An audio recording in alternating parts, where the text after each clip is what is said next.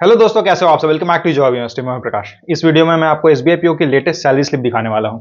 SBI PO में join करने के बाद आपको सैलरी क्या मिलती है, सैलरी के अलावा क्या क्या पर्क्स, अलाउंसेज एंड बेनिफिट्स यहां पे आपको मिलते हैं, मंथली अलाउंसेज, ईयरली अलाउंसेज क्या क्या मिलते हैं, उन सारी चीजों के बारे में इस वीडियो में मैं आपको डिटेल में बताऊंगा। देखिए, 12th बाइपार्टाइट सेटलमेंट होने के बाद सैलरी में 17% का इंक्रीमेंट देखने को मिला है।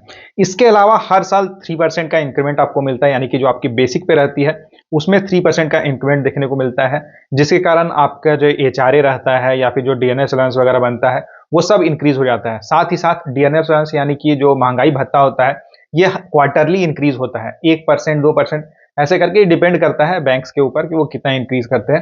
तो डीएनएस अलाउंस के कारण भी आपकी जो सैलरी रहती है ये इंक्रीज होते रहती है। तो वैसे करके सैलरी देखने को मिलती है, और साथ ही साथ अगर आपके प्रमोशंस होते हैं तो ऑब्वियसली आपकी जो बेसिक पे होती है वो इंक्रीज होती है, तो ओवरऑल आपकी सैलरी इंक्रीज होती है। तो चलिए आपको लेटेस्ट सैलरी स्लिप दिखा देता हूं। तो ये मई 2024 की सैलरी स्लिप है, एसबीआई पीओ की सैलरी स्लिप है, और इन्होंने 2023 में ज्वाइन किया था। तो जैसा कि आप यहां देख सकते हो, बेसिक पे मिला है 58,480 रुपीज। फिर डीएनएस अलाउंस का 15.73% के अकॉर्डिंग बना है 11,770 रुपीज। इसके अलावा सिटी कंपेंसेटरी अलाउंस बना है 1,900 रुपीज। सिटी कंपेंसेटरी अलाउंस जो रहता है ये सिटी वाइज वेरी करता है, आपकी पोस्टिंग जिस लोकेशन पे है उसके अकॉर्डिंग ये डिपेंड करेगा, ये चेंज हो सकता है। ठीक है, उसके बाद यहाँ कुछ इंसेंटिव वगैरह मिला हुआ है, ये नॉर्थ ईस्ट के लिए मिला हुआ है। जैसे अगर आपकी पोस्टिंग नॉर्थ ईस्ट में होती है तो वहां पे आपको कुछ एक्स्ट्रा अलाउंस मिलते हैं। तो ये अलाउंस मिला है 7,500 रुपीज। अगर आपकी नॉर्मल एरियाज में पोस्टिंग है, जैसे कि आप दिल्ली में पोस्टेड हो या फिर मतलब नॉर्थ ईस्ट के अलावा अगर आपकी पोस्टिंग कहीं पे है तो आपको ये जो नॉर्थ ईस्ट अलाउंस है ये आपको नहीं मिलेगा। ठीक है, लर्निंग अलाउंस मिला हुआ है 850 रुपीज। स्पेशल अलाउंस मिला है 15,497 रुपीज। तो यहाँ अगर हम ग्रॉस सैलरी की बात करें तो इनकी जो ग्रॉस सैलरी है, जो टोटल सैलरी है, ये बनी है 95,997 रुपीज 52 पैसे।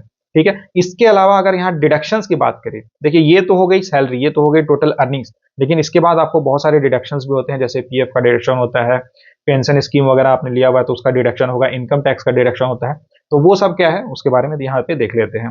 तो ईपीएफ, जैसा कि मैंने आपको बताया, ईपीएफ कंट्रीब्यूशन यहाँ पे डिडक्ट हुआ है 5,848 रुपीज।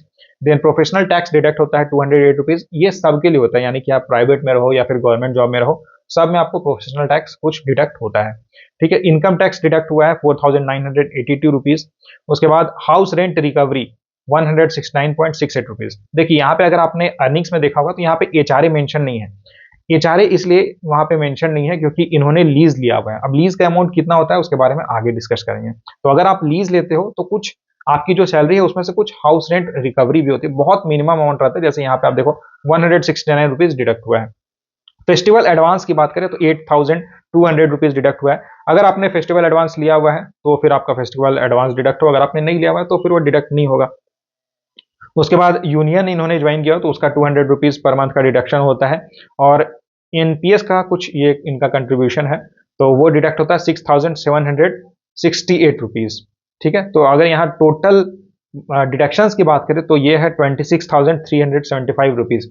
लेकिन इसे माइनस करने के बाद भी जो इन हैंड सैलरी जो बनी है टेक होम पे का मतलब वो जो आपके बैंक अकाउंट में जो सैलरी क्रेडिट होगी वो अमाउंट है 69,622 रुपीज। तो आप समझ सकते हो कितनी अच्छी सैलरी यहाँ पे आपको मिल रही है। इसके अलावा जैसे लीज की फैसिलिटी जो आपको मिल जाती है, लीज अमाउंट जो रहता है ना वो डिपेंडिंग अपॉन लोकेशन आपको मिलता है। तो 17,000 से लेकर 30,000 के बीच ये अमाउंट हो सकता है, और ये जो आपके लैंडलॉर्ड रहते हैं, यानी कि जो आपके घर के मकान मालिक रहेंगे, उनके अकाउंट में डायरेक्टली क्रेडिट होता है।